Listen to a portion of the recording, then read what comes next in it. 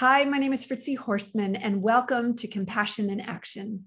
Today, my guest is Brian Cain, and he is the founder of the nonprofit Social Profit Corrections, which is a nonprofit prison system geared to helping the incarcerated and the officers thrive in that environment. And so, of course, I was thrilled to talk with him and really find out about his vision. But we also talked about some of the issues that prisons are facing today, the violence, the us versus them paradigm, the wellness of the correctional officers, solitary, and food, and other things that are really troubling in the prison environment. So I really hope you enjoy this talk as much as I did. I've been dying to talk to him for a few months now. And keep your eye out for Brian, and be sure to visit his website. And that'll be in the show notes. So Brian's bio is this. Brian Cain is the founder of Social Profit Corrections, a nonprofit organization. He has over 28 years of experience in the field of private corrections, serving in various leadership roles, including 14 years as a complex warden and warden at 5 separate facilities, managing contracts in partnership with the Federal Bureau of Prisons, the United States Marshal Service, Immigration and Customs Enforcement, multiple states, detention, and county jails. Mr. Cain has been instrumental in developing policies and processes that focus on resident change initiatives, security, and staff well-being and training. Mr. Cain is a proud veteran of the United States Marine Corps and the U.S. Army. I hope you listen in to this episode. And Brian Cain, welcome to Compassion in Action. I am so impressed with your vision for Social Profit Corrections, your extensive history being a warden for over 28 years. You've seen it all. And can you just tell us a little bit about how you got into being a warden and why you've decided that Social Profit Corrections is the way forward? Fritzi, thanks for inviting me to your podcast and having me on today. It is kind of an interesting question, why corrections? I don't know that many people grow up as a child and say, I want to grow up to work in a prison. I don't think it's ever happened.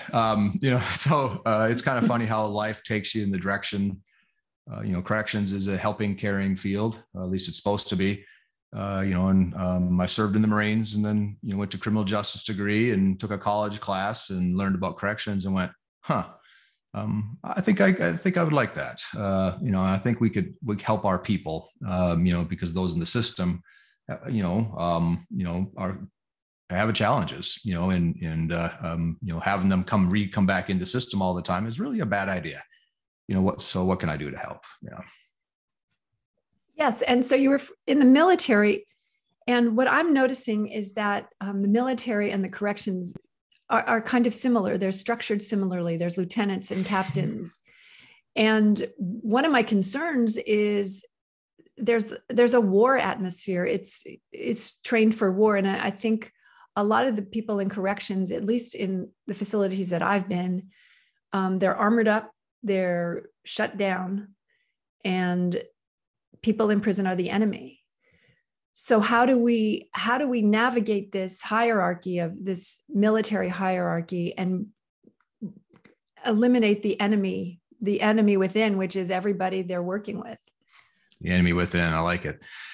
And you're correct. I mean, it's the, in my 28 years of corrections, I was warden at 5 prisons across the United States, I managed every type of adult corrections and jurisdictions. So BOP, marshals, ICE, multiple states, full service county jail, all adults, male, female, high custody, low custody, the gamut.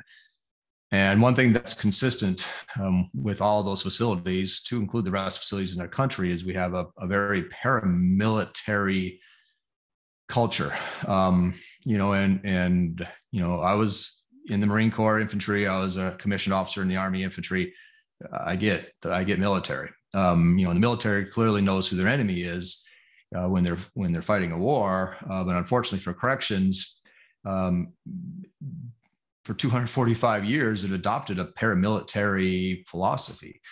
And no offense to the founding fathers of corrections, but that caused a us versus them mentality. In the military, you're fighting. In corrections, unfortunately, the culture in many ways is the staff versus the population, which is completely counterproductive. Because if we have an enemy, if we want to use that analogy, which isn't the best, but if we want to use it, the enemy's recidivism.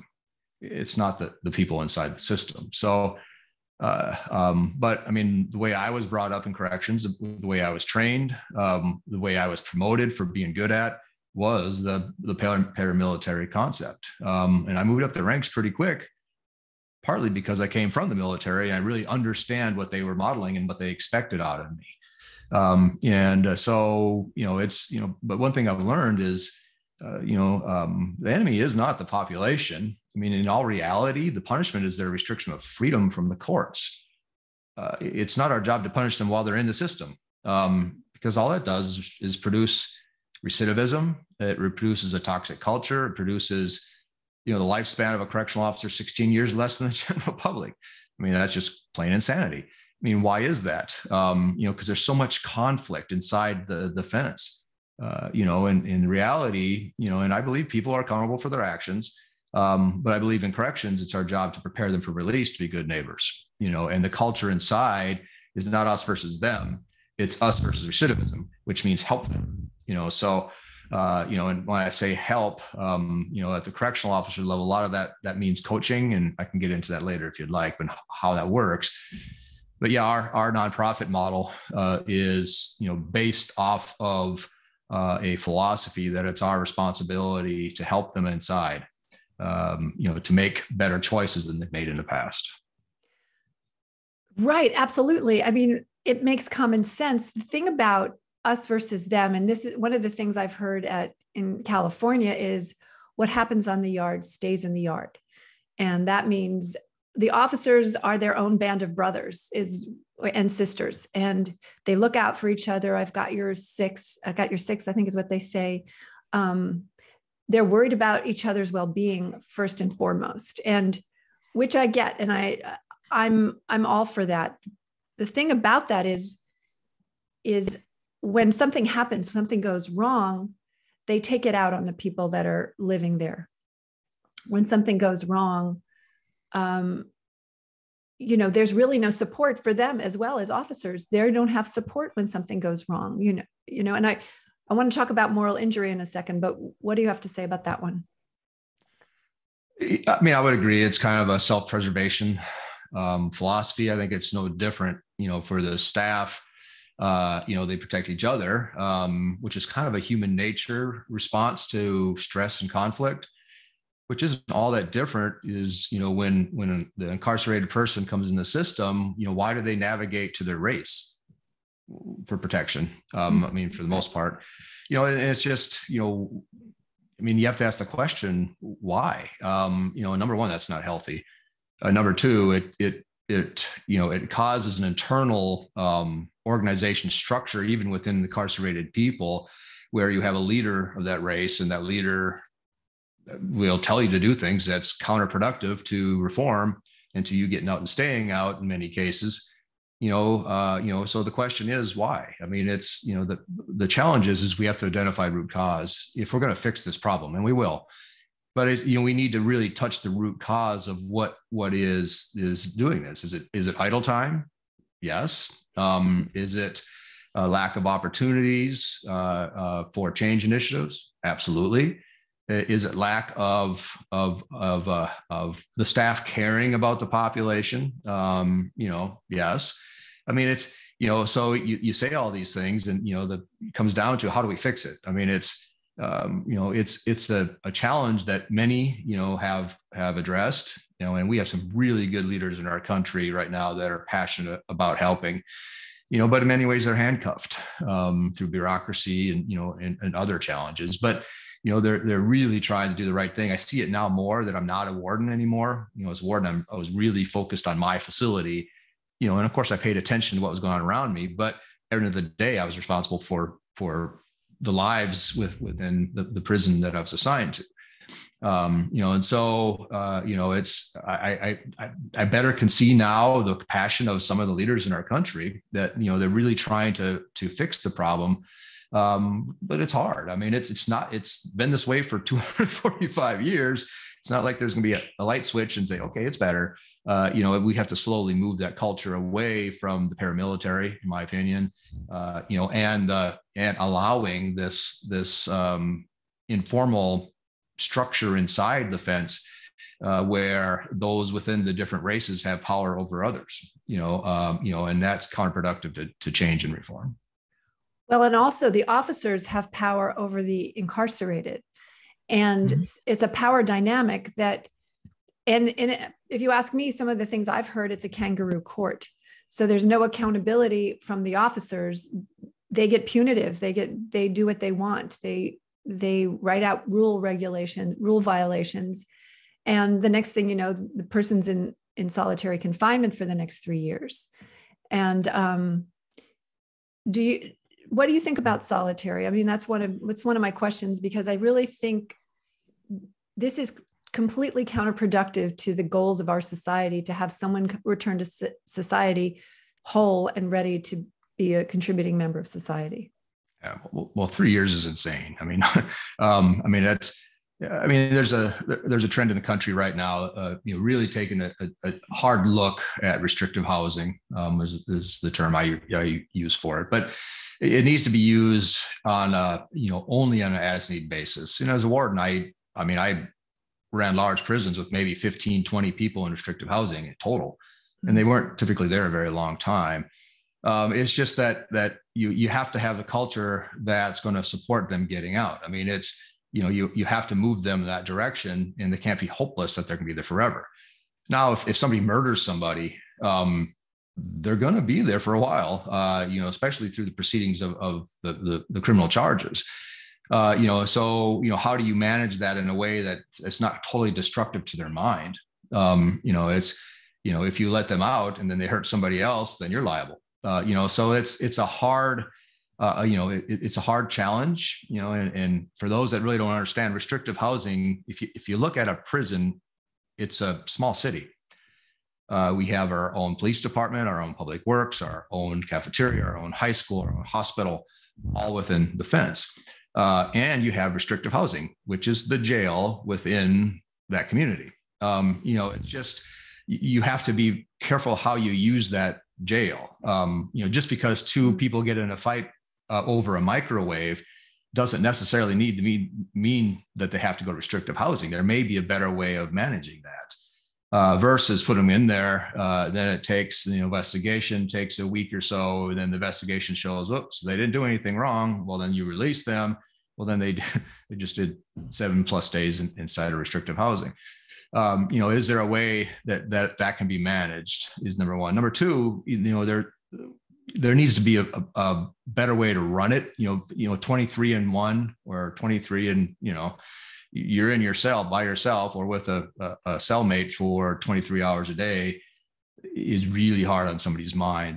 There's a better way where you still can restrict them from the population for their safety and for the population's safety, and get them some more out time, program time, recreation time. I had an activity room in restrictive housing where they could just go sit in there and watch movies by themselves. But you watch movies, and a lot of people don't understand too, there's people that check into restrictive housing intentionally.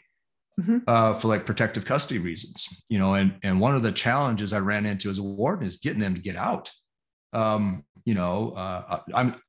feel safe in here. I don't want to get out. I said, you've been in here for months. You can't stay in here. It's not healthy for you.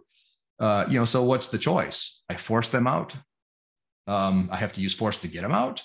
Then you ask the questions, well, why do they not feel safe? Why would they want to stay in this environment? And I've had many incarcerated people tell me they go to restrictive housing because it's a mini vacation from population. So It's a complex problem. Clearly, it's an area that we need to work on in our country. There are those that say that needs to be abolished. I would tell you that's really a bad idea, because there are those that if you leave them out, they will hurt and hurt and hurt.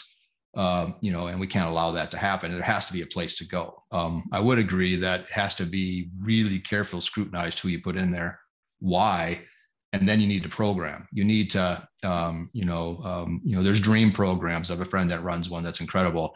You have to give them more recreation time, fresh air, sunlight, while their proceedings are happening. I think the challenge is just there has to be a lot of scrutiny from the warden on down on who's in there and why, to make sure we're using it as the very last resort. Yes. And what I've been learning about child development is serve and return is what parents do with their children. And adults need serve and return just as much as children do. They need to know, first of all, they need to know that their thoughts they're not going crazy. And if you don't have someone to talk to, you don't have that feedback loop. The other thing is you can shackle them to a bench and have them talk, even though they're insane or they're violent. At least they're in the company of other people. And I think and as you say, programming and recreation. And I agree, we need to keep people safe. I don't think, it's like, don't let someone run amok, but allow them to talk, allow them to interact. And one of the things I've been researching is a thing called moral injury, which is they discovered it with war, with people coming home from war, what they've done to civilians, what they've done to their brothers by mistake. But, and it's actually from acting or not acting, not talking about what they've seen being done.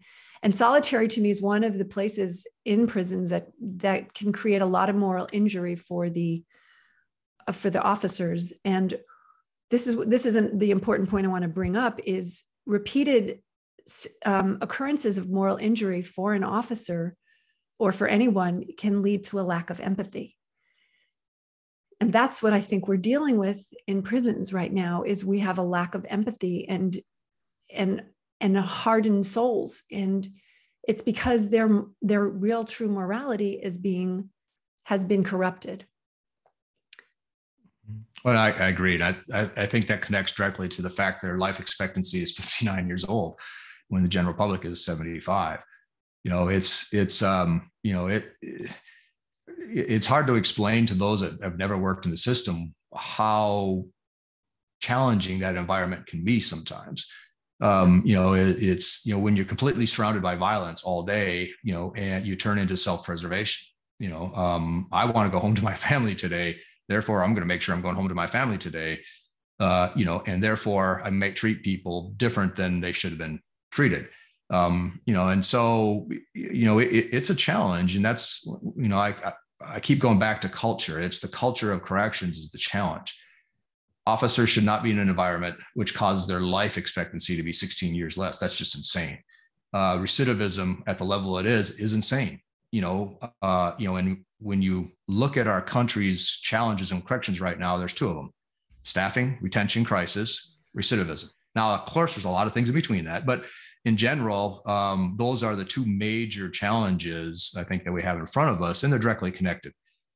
Staffing, if we can have staffing consistent, which means we have to fill all the slots, they will be better able to engage in more of a coaching role for the population. I'm talking security, but a coaching role for the population. In a football analogy, if you're an incarcerated person, you carry your own football and you have to get to that end zone, which is release and don't come back. It's the correctional officer's responsibility. They can't carry the football for you. They're not programs professionals, but they can be a coach on the side saying, come on, let's move the football forward. Here's an opportunity for you. Let's take advantage of that opportunity. They can report to mental health. This person is not doing well. But if you don't have consistency with the officer ranks, you're not going to have the ability to help or coach the population move that football to the end zone. And today, the staffing crisis, I can tell you programs with COVID the past year and a half has been very limited. visitations, which are super healthy for everybody, is very limited, if at all. And so, this pandemic has really caused a challenge for the United States. And I would not do a recidivism study right now based off of what's happening. I mean, I ran a 5,000 bed complex in the middle of COVID.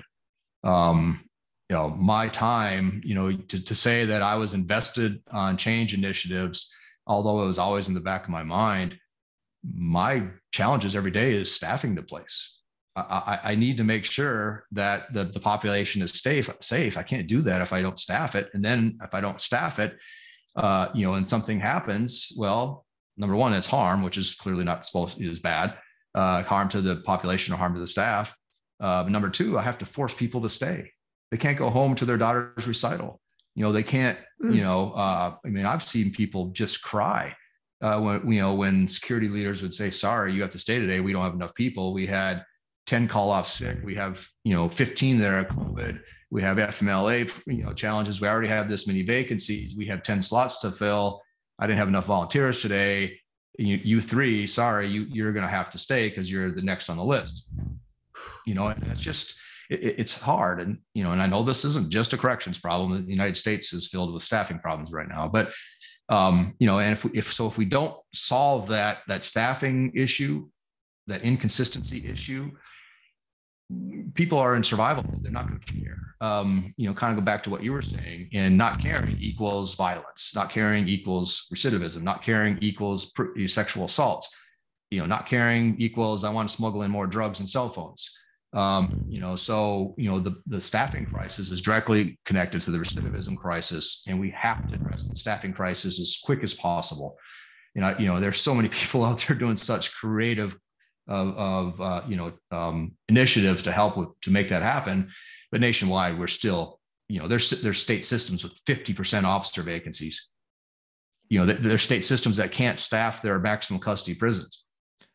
And so recidivism for our nonprofit, our end goal is to significantly reduce recidivism, or at least help our leaders move that direction. But we're moving towards helping with staffing right now, because I understand they're connected. Even though the passion is reduce recidivism, and help with that 16-year life expectancy of officers, but we have to staff the places first, or we won't get to that direction. The other thing about working double shifts, or nobody's getting enough sleep. And if people get 24 hours without sleep, that's like having a blood alcohol level of 1.0, when 0.8 is the legal limit. So we're talking about people basically not being in their right minds, going to work, trying to create security and control, custody and control, which, I mean, it's dangerous to everybody. Not only are they not in their right mind, they're in survival mode, as you said, which means they're in fight or flight. They're going to react before they have a time to get into their cortex, which is where good decisions are made. And so what do you do about that? I understand. I mean, when I go to prison, I'm excited to go to prison. And I would like that for every officer to feel like, God, I'm going to go to prison today, and I'm going to change some lives, make people feel good about themselves, and get them on their way to success. And, I see disgruntled men and women standing there either doing nothing, which to me, that's idle time, just like the people in prison, like the people living in prison. So it's like a morale crisis and a health crisis for the officers, not to mention the PTSD. Sorry. Yeah, it is. I mean, it's COVID, the system was extremely challenged before COVID, and then COVID just, magnified the issues.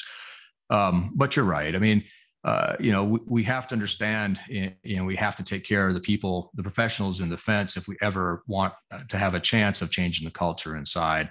And they need to have purpose. I mean, if a correctional officer goes home at the end of the day and they go to their wife or husband or children or their family and say, "Whoo, today was a good day." Well, why is that? Well, I didn't get urine thrown on me. Or I didn't get assaulted, or I didn't get mandated to stay and work overtime, because I can guarantee you that's what's being said right now. They need to come home and say, I had an incredible day today. My pod or my unit that I was assigned to, there's a gentleman who burnt a bridge with their daughter, and I haven't talked to her in 4 years. And I've been encouraging him to reach out and mend that bridge. And last night he made that first phone call. And he had the biggest smile this morning. He couldn't wait to see me. It was a really good day. But that's not what's happening. It's a good day is defined by I didn't get forced to stay and work overtime today, or I didn't get hurt, or the shift didn't, no one on the shift today got hurt, or, and that's that purpose that I think is missing in our culture, because the system is designed to prepare people to be good citizens, and our system, unfortunately, in many ways makes people worse. They go inside, not better. So. And why is that? Why, I think about when people are in receiving or whatever they call it, when they're brought into the prison, they're strip searched and they're humiliated from the minute they walk in. I mean, I don't know. I'm sure there's some non-humiliating strip searches, but why do we treat people from the get-go like they're pariahs, like they have no value, they have no worth as a human? But I mean, there's within prison, security trumps everything. So, the purpose of all corrections is, number one, protect the public, which means don't let them out until the courts say they're supposed to go. Number two is to protect the staff who work there and the population who lives there. So, the strip searches can be done in a humane way, but they're very necessary to be done. I can't count the times where I had incarcerated person get released on parole or what have you, go into the community, intentionally violate, knowing they're coming back inside to bring in drugs. And we found that on so many occasions. Now they place them in areas that you can't search, but it's necessary because there are times when they do the strip search, you'll find people that are bringing in contraband. Well, when contraband gets inside, whether it's narcotics or phones, or weapons or what have you, that's a risk to public safety, and it's a risk to the staff and the population. So, although to the general public, strip searches sound like why would you want to do that? Dehumanize somebody. That really is necessary. So it's just a matter, how do you do it? You don't do it in the open. Clearly women can't see men being searched. It has to be done in a private environment. My experience as a warden, that always happened. I mean, we made sure that there wasn't, an opportunity to humiliate somebody, to include the staff would explain why they're doing it, especially with somebody who's brand new to the system, first time in, that's scary. Yes. They don't really understand, and it's the team's responsibility to help them, prepare them, explain what's going to happen, why it's going to happen, really that they're going to be okay, if that's true, to help them through the process. So, sometimes people that don't work in the system don't really understand why things are done. But there is a humane way to maintain that safety and security. No, I understood that contraband can come in orifices. The thing that it's the dehumanization. And I think the officers don't understand that it also dehumanizes them to dehumanize another person. That's one of the side effects of acting out. And I think also when they go home to their families, I've heard many stories that they've changed. They're not the man that they were or the woman that they were when they walked in, like 3 or 4 years into it. They're violent with their families. They're drinking. This is a crisis. And these people are in our community. They're acting out. They're creating adverse childhood experiences with their kids. They're yelling at their kids. They're dehumanizing their kids. And this is the thing. This is, no one really speaks about correctional officers. They're kind of vilified in some instances. But if we want prisons to be better, we got to work with the officers and the staff as well. Oh, absolutely. We will never fix our challenges with recidivism if we don't help the staff. I mean, it's just, they're the ones that are going to be the coaches for the population. They're the ones who can make sure they're safe. They're the ones that are going to engage in a humane conversation, encouraging people to do better. The divorce rate correctional officers 20%. I mean, I can go through metrics. It's 20% higher. The suicide rate of a correctional officer is up to 39% higher than a general. It's just it's a challenge, and our leaders really need to ask the question, why? What is causing that? Again, having been a practitioner for a lot of years in very big, violent prisons, as a warden, I can tell you, nobody ever told me that their life expectancy of a correctional officer was 16 years less. I didn't find that out until I started the nonprofit, and I really started to dive into the challenges, because I want to help. We want to address root cause, to help the government become a more efficient, more humane system. And knowing what I know now, I share with every warden or every administrator that will listen to me, because it's important, because they're the ones really are going to have to make the difference. They're the leaders of the facilities. So our concept is really, how do we help them? How do we educate them? And how do we move that culture in our country, which I refer to as the punishment model, which is completely dysfunctional and broken. How do we move that one to one of compassion, of caring, of reform, of engaging in professional type relationships that allow for people to become good neighbors and productive members of society? Exactly. And well, I'm going to get to your website, which it was like paradise, reading like a novel of paradise. But why is it that it's violent? I mean, my sense is that, first of all, I'll say the most dangerous person on earth is a young man without hope. And I believe that prisons are the land of hopelessness, and it's enforced by the institution. But not just to take it out on the officers and the wardens. It's condoned by the state and the governors and the federal, the president. They say that this is how it should be run. And there's a thing that say that, you can't get close to an inmate, quoting them, because they'll take advantage of you. They'll manipulate you.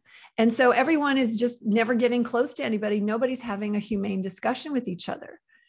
And what is that training that you're going to get manipulated? And does it happen that often? And have you gotten close to incarcerated people, and have you been manipulated? Or what is that manipulation myth that I keep hearing? It's the concern that somebody's going to be compromised by manipulation to bring in contraband, and to compromise the security of the facility. That's the whole premise for it. As a brand new officer, the fear is that those in the population that are good at manipulating, and they're good, many of them grew up on the street with nothing, and how they survive is by manipulating people to get something. Mm-hmm. And so, the protections that have been built into the current culture is to require the staff to be distant, not to engage in any relationships, not personal, which is bad, and not professional, which may be healthy for everybody. But so they have these policies, this culture that's been built in forever, ever since I've been in corrections, that don't allow that. Now as a warden, I can see it from a mile away. I've been doing this a long time, so I taught programs as a warden, which is pretty unheard of. But I was running a federal detention outside of Las Vegas, which was marshals. So these folks were all in the process and sentencing, and for federal crimes, and eventually going to the Bureau of Prisons, depending on the outcomes of their case. And many of the people I taught to was inner city. And I taught PTSD. Well, I didn't teach PTSD. I taught how to cope with it with our mental health professional. Clearly, I'm not a trained mental health person. But so I really, engaged in deep conversations. And to be honest, even though the intention was to address PTSD, they turned into more of a conversation with the warden about life. Because they didn't really have access to the senior administrator, number one. Number two, wardens are probably looked at as the enforcer. So, I learned quite a bit about corrections just by my weekly 1 hour sit down with the population talking about PTSD, and they talked about the system and how unfair it is. They talked, one of the gentlemen, and all the races showed up for this. It's kind of funny. They all sat in little areas, and I had everyone in a big circle. But there was one that stood out was an African-American gentleman, came from the streets of Las Vegas, and he was just convicted for murder. It was a gang-related issue, and he was just sentenced, and he showed up every week for our discussion, but he never said anything, and I just kind of observed, and I wasn't going to force anybody to say anything. I wanted them just to be there to engage in conversation, and so we can talk about. And one of the things that I did talk about is they said the system's unfair, and I said I agree, the system is definitely not fair. I said, but that's an advantage to you, and they kind of look at me. I said, if you know the system's unfair, plan to compensate for it, and so we talked through that. And this gentleman finally, looked up, in a room full of, there had to be 30 men inside of that room with our mental health staff. And he says, "Warden, you don't get it." I looked at him, I said, "There's a good chance I don't." And he goes, "In my neighborhood, everybody goes to prison, almost without exception." He goes, "It's just a matter of time." And in my thought is, I'm going to have fun. I'm going to have drugs. I'm going to have women. I'm going to, enjoy life, because it's just a matter of time before I go to prison. So therefore, why bother? Why do the things you're saying? And this guy just got life. That doesn't mean he would be natural life, but he got a life sentence. So he's not going to get out for a very long time. And he started crying in front of all these grown men, because he was hopeless. Yeah. And I don't, what do you say to the guy? I encouraged them, that, you can do good with the time that you have. I did the best I could to encourage him, because he's looking at a lot of time. You can be a productive person, a good person within the system. And the Bureau of Prisons has some decent opportunities for that. But afterward, the point that hit me hard was, I didn't grow up with, I grew up poor. I didn't grow up with a lot of resources either. And I just try to put myself, could you imagine growing up in an environment where you knew you were going to prison? It was like it was accepted. It was okay. And to conceptualize, what that would look like, what would that feel like? And then, how do we help them while they're inside, which is my area of influence. And that was impactful. And the room got really silent. A lot of head nodding by all the races. The blacks, the Hispanics, and the whites. They all could relate to what he was saying. And I think that's a message that needs to get out. We have to bring hope to prisons. Yes. Kind of funny. There is an organization in Vegas called Hope for Prisons. It's done incredible work with John Ponder. But we have to bring hope within the system. This whole races separate is completely unhealthy. This whole informal leadership structure within incarcerated people ranks is completely unhealthy. Idle time is completely unhealthy. The way staff are restricted from engaging in helping is completely unhealthy. So, but that being said, there are solutions. There are some really good leaders in our country moving in that direction. And of course, our nonprofit, our purpose is to help them move that direction. To be a proactive tool, in their toolbox to make a difference with our people. Yes, I want to read the landing page of your website. This is what I read.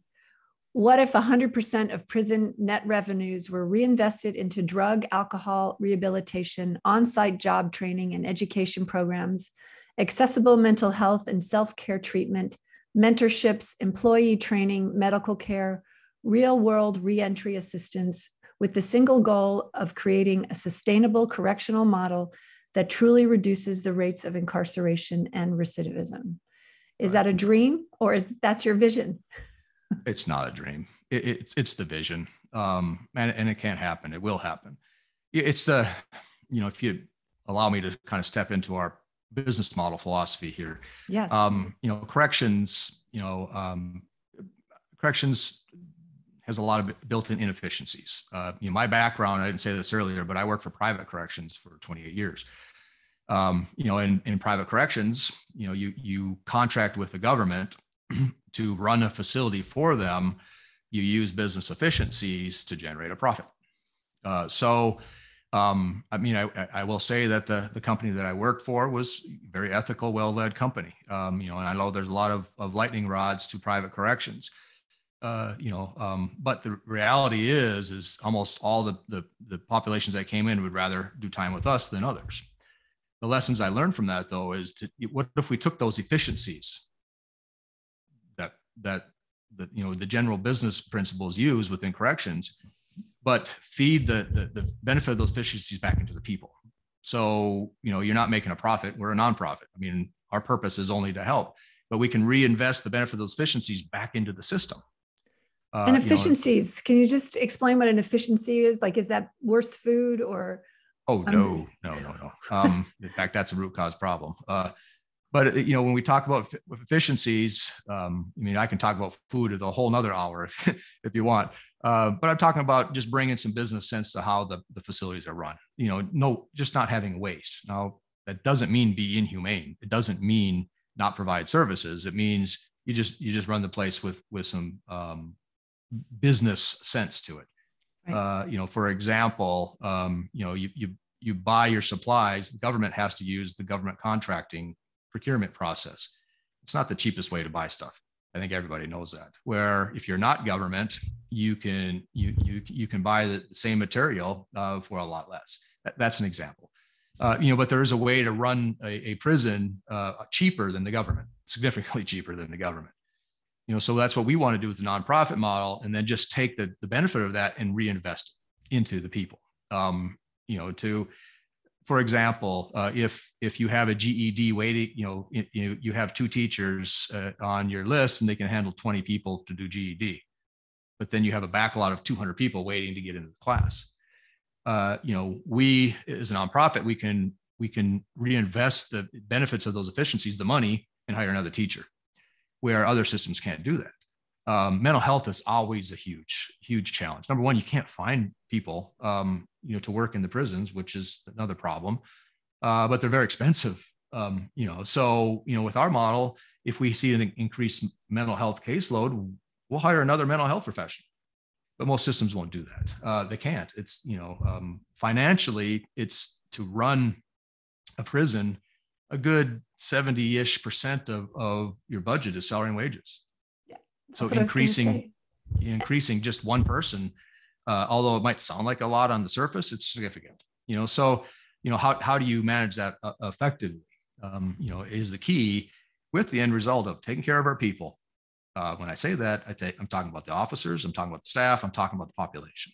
And so how do you use that funds that you have for the good of the facility and for the good of society? Yes. And so you also have a wellness program for the officers. So what would that look like?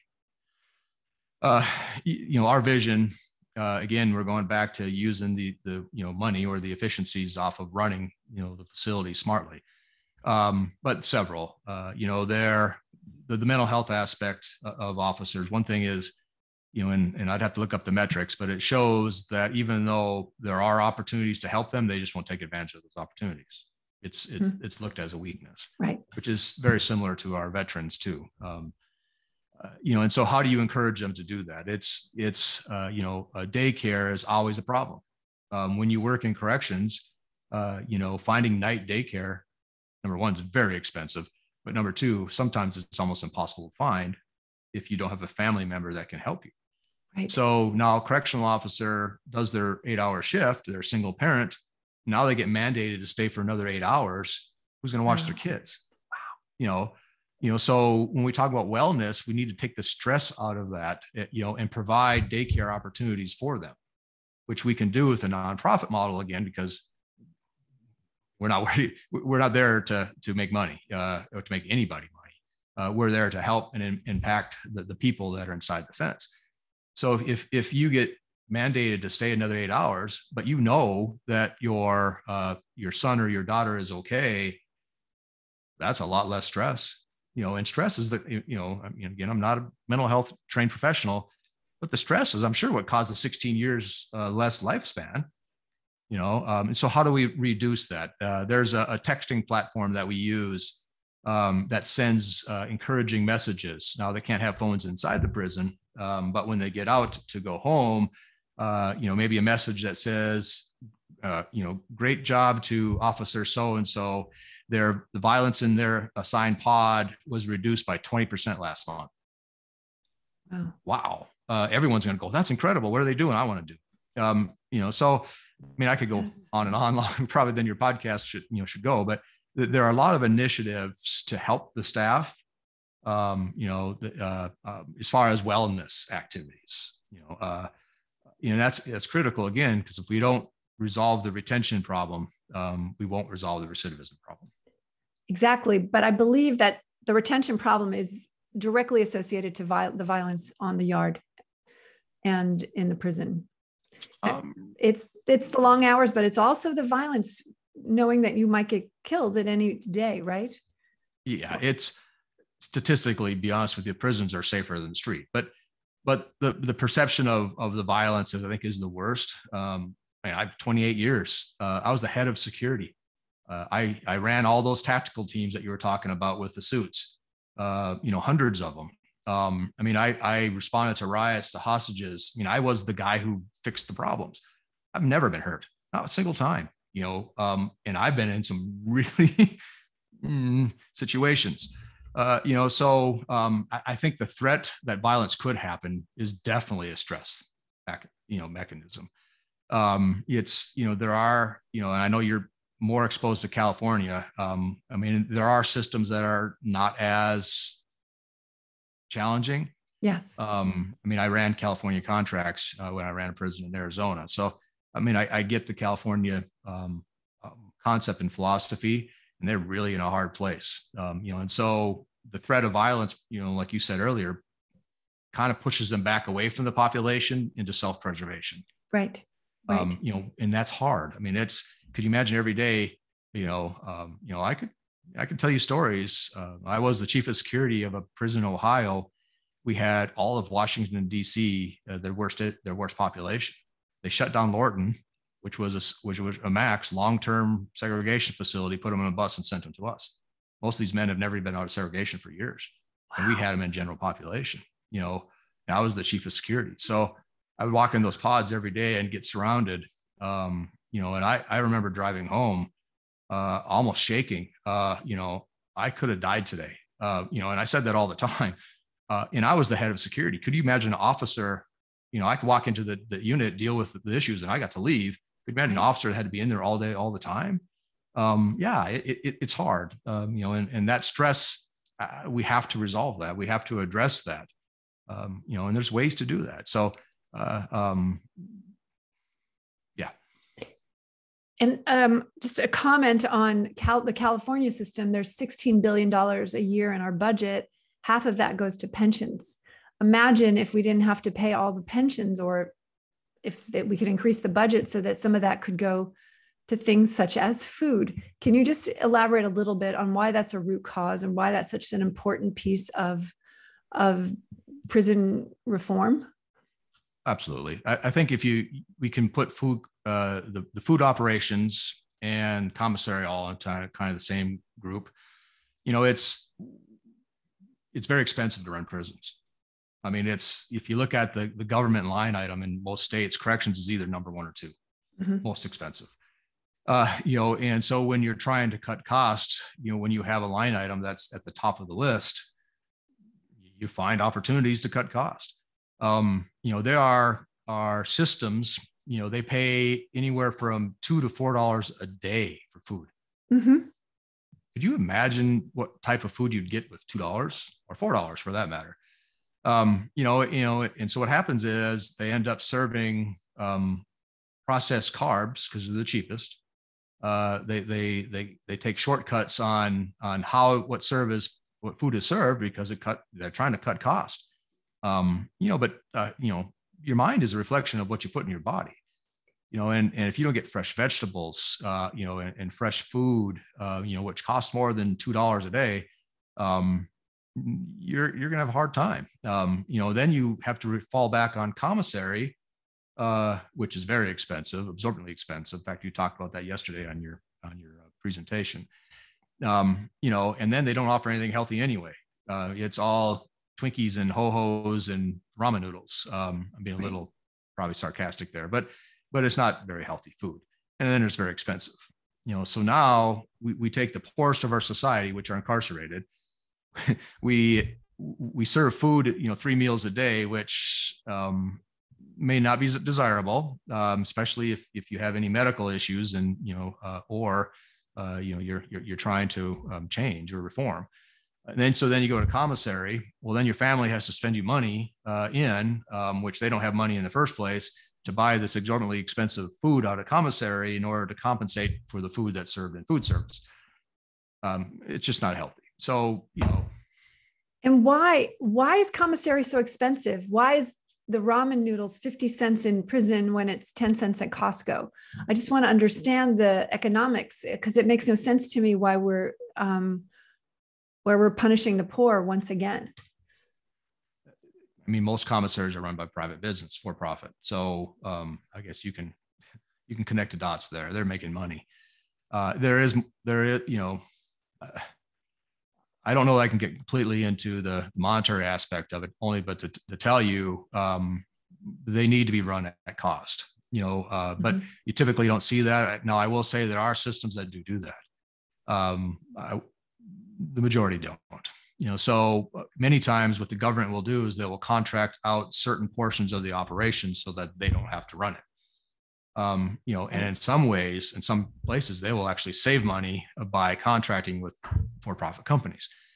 So if a for-profit company is running your commissary, they're for-profit. They're going to make money. And so the nature of the beast is they have to compensate. Now, you have to pay for the staff that run. Typically, the funds gained in commissary have to pay for the staff that work in there. Well, the staff are expensive, like we were talking about earlier. So, the cost of commissary, in many ways, has to compensate for the free world staff that work there, and the incarcerated people that work there also. Well, that's another issue, is they don't get paid very much. But so that the dynamics of the operations have to make sure it compensates for all of that. And it's a small market. It's not like it's a Walmart, where they're getting millions of people and dollars coming in there. They have maybe 800, depending on the size facility. Well, in California, we have almost 100,000 people incarcerated. So it's a pretty big market. And I also want to say Costco makes money. They're making a profit. So somehow there's a big discrepancy, because we can buy in bulk. If we're in California, we can buy a lot of soup, probably more than Costco could ever imagine buying. And yet we're not taking care of the people and the families, as we're really who are really getting, stabbed in the back here.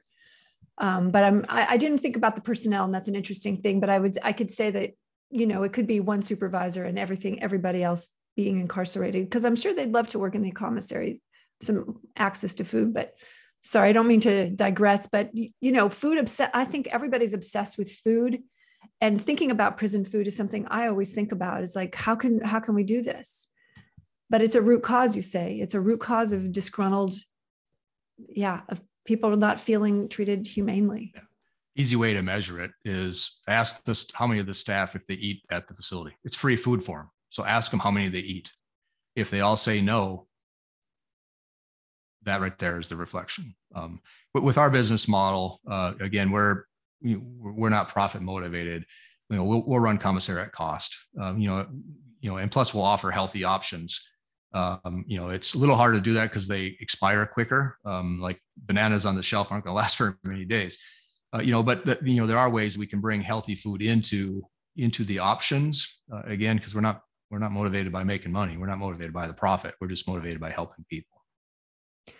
So when can we expect the first social profit corrections facility? I mean, it seems like this is imperative that this happen. This is utopia, if you ask me.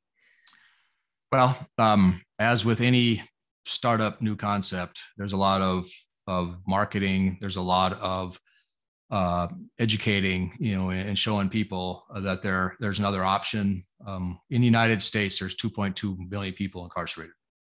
Of those 2.2 million people, 92% of them are managed by the government. Okay, right. 8% are managed by private corrections. And many of those 8% of privates are actually immigration beds, which have nothing to do really with recidivism, because most of them get deported back to their country. Now there's a third option called nonprofit corrections. So, we are such a new, and there are leaders that go, a nonprofit running a prison, aren't nonprofits supposed to run Goodwill and Red Cross? So it's kind of a philosophy change, and so we're working on educating and supporting. Again, there's so many good people in our country trying to do the right thing. We just want to be part of that proactive tool in their toolbox, to help them. I mean, our end vision is to do reentry facilities, prisons too. But if we can, one of the challenges, if we can get those that are about a year or maybe 2 years from being released and put them in our facility, we can deprogram them, deinstitutionalize them. Like when I came out of the Marines, and I took a job in the civilian world, I almost got fired many times over because I didn't understand the culture difference between the military, and civilian corrections in this case. Those in the system need to be deinstitutionalized. I mean, they've been told when to stand, when to eat, when to call, when to go to school. I mean, they're completely structured. And then to say, okay, congratulations, your time is done, go to the free world. And they walk out and they go, I don't know how to use a cell phone. I don't know how to use a smartphone. I don't know how to use the internet. I still think I get a job on the classified ads. So we want to provide an opportunity, if we can take those coming out of the system, allow us to help them within the last year, deinstitutionalize them, really get them ready for the free world, get their housing taken care of, get their driver's license, their social security card. Many ways, those that come from Mexico, they need their papers too, because they take the papers when they come across the border. So now they're not legal in our country and they're not legal in their country. We have to help them so that when they step out the door, they have money in their bank account, because our principle is we want to pay them. Economic wise, it'd be difficult to pay them minimum wage unless the taxpayers want to pay for that, and they don't. How do we put a structure inside where they get a decent amount of money for working, where they can take half that and put it in savings? So when they step out the door, they have enough money to at least get home and get started, which is another root cause. So the hope is that if we could get that facility where they're coming out, we can help them prepare for the free world. And then we would see a huge reduction in recidivism just based off of that. And that's just one of many, projects we have in mind to help. But again, we are a resource for our government leaders. Our purpose is to help them. And there's so many out there that have huge hearts that want to do the right thing. They're just challenged with their systems. Yeah.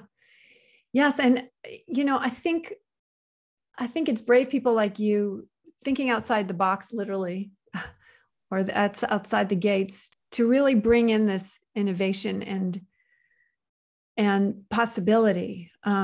We don't have time because people in there are suffering and they're without hope. Is there anything else you want to tell the audience that we need to know about your work, or what we should look forward to, or what we should look out for? I would just encourage everyone to take a look at our website, spcor.org, Social Profit Corrections. Look at what we're doing, and give us feedback. I mean, do you like it? Do you dislike it? If you dislike it, why?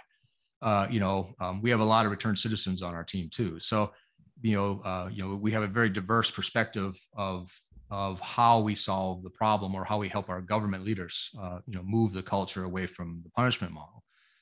So, take a look.